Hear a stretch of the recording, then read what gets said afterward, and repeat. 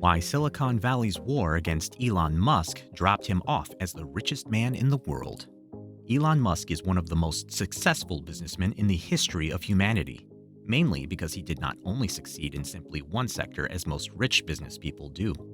He revolutionized the car industry and plans to move humans to Mars. And on top of all that, he is working on a brain chip that will monitor and potentially stimulate brain activity. That's without even mentioning his first attempt, PayPal, which changed how people make online payments. Luckily, it eventually paid off, making him the wealthiest man on Earth. Oh right, not anymore. That title now goes to Bernard Arnault. Musk fell to the second richest man on Earth, but he is also known for going for the rails sometimes with controversial words and behaviors, like some of his single-worded tweets, which, to be honest, I don't understand any of it. It could be part of being a genius. But the big question is, why did he fall to the second richest man in the world? Hello everyone, and welcome to today's video, where we talk about things that happened in the business world, successful business tips, successful business giants making a massive play in the business world, and ways to make your business flourish. And today, in this video, we will talk about Elon Musk and his relationship with Silicon Valley, the war between them, and the incredible influence this has on the business world. So sit back, relax, and enjoy this video. How did it all start? This all started after Elon Musk purchased Twitter in October. He wanted to use his new game to start a war concerning the tech company's driving force culture. He divided the company's employees into half, laying off some of the long-established workers who had been with the company, even some of the staff that had been working in the tech industry since the startup of the company, and even stopped some perks like home internet and free lunches. He later warned the rest of the remaining workers that they would be in for long hours of high intensity. He changed some offices into sleeping places for tired staff and told the employees that he would fire anyone who wasn't hardcore enough. He stated that only exceptional performance will constitute a passing grade in an email he sent at midnight to all employees. All these new policies were extraordinary for people in Silicon Valley. This is a tech executive looking for something to break the rules to his new workers.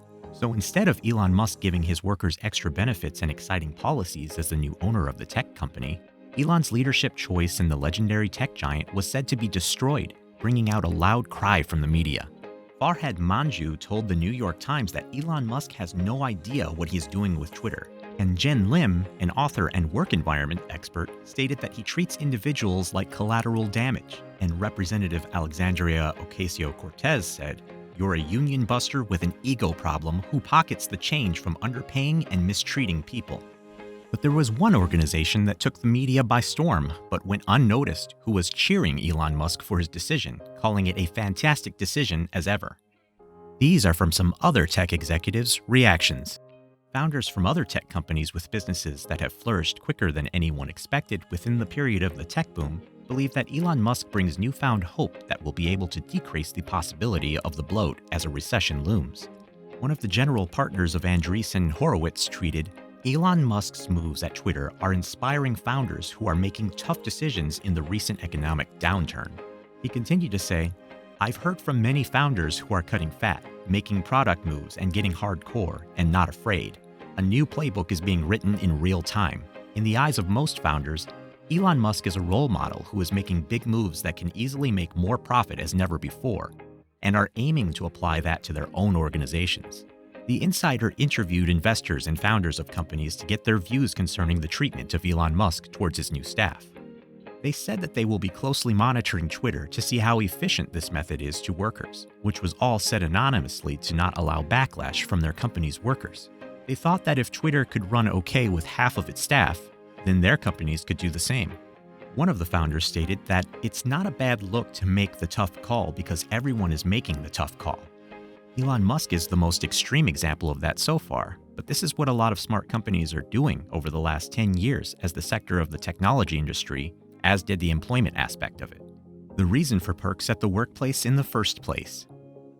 According to a study from Federal Labor Statistics that was performed by a nonprofit industry called CompTIA, statistics showed that from 2009 to 2019, the technology industry's job opportunities rose to over 2.3 million positions.